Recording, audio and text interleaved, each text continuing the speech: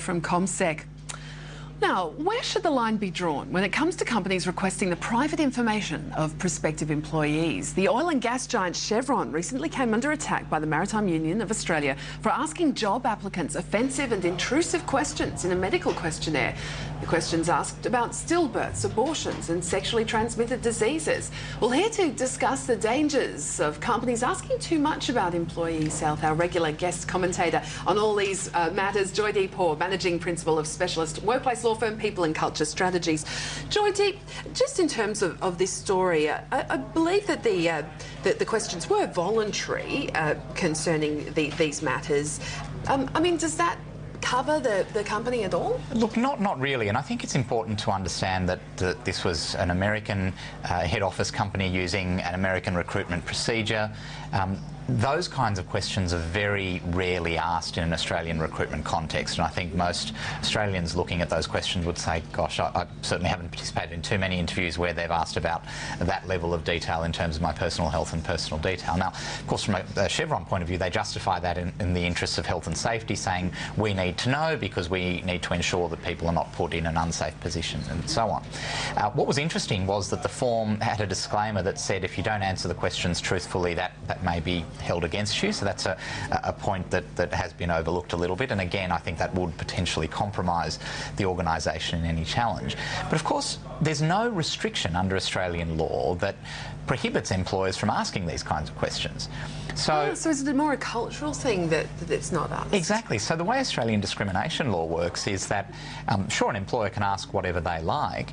It's only a problem from a discrimination point of view if, as a result of asking the question or as a result of the employees or prospective employees' answer to the question, you treat them less favourably, i.e. you don't proceed to offer them employment, or a little black mark goes against their name during the course of employment and so on. So it is still a watch out for employers, because the danger is you ask these questions, and if someone answers them in a particular way that is different to how someone else answers them, even though that might not have been your reason for not proceeding to hire that particular person, it gives rise to this very strong inference and perception that that's what you've done, and in discrimination cases that's often all that you need.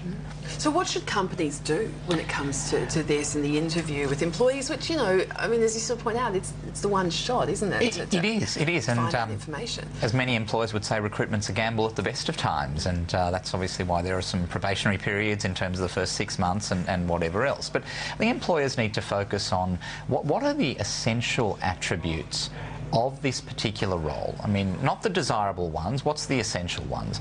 And what's the information that is going to be really mission critical to me as an employer, working out whether this individual can discharge those essential requirements. I mean, employers would say, bosses would say, well, you know, I want someone who can conceivably work 24/7 and do 15-hour days and is accessible all the time.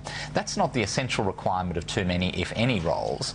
That might be a desirable requirement, but it's not an essential one. So asking questions, therefore, about whether someone has kids or whether someone has restrictions on their capacity to work long hours and whatever else is really the kind of question that pushes the boundaries. And I think this is the real message for employers. Focus on the essential, build your recruitment techniques and practices around the essential.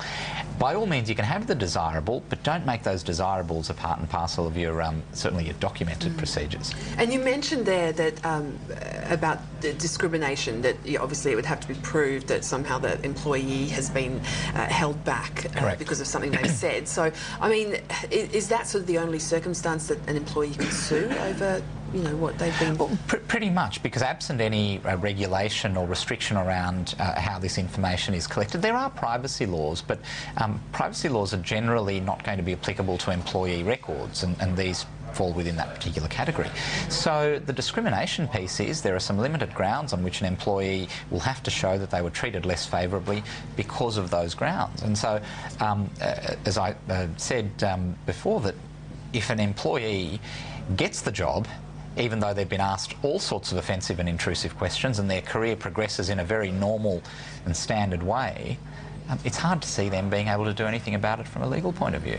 There's always interesting things happening, isn't there, in workplace law. Thank Absolutely. you so much. Great to get your thoughts. Thanks, as always.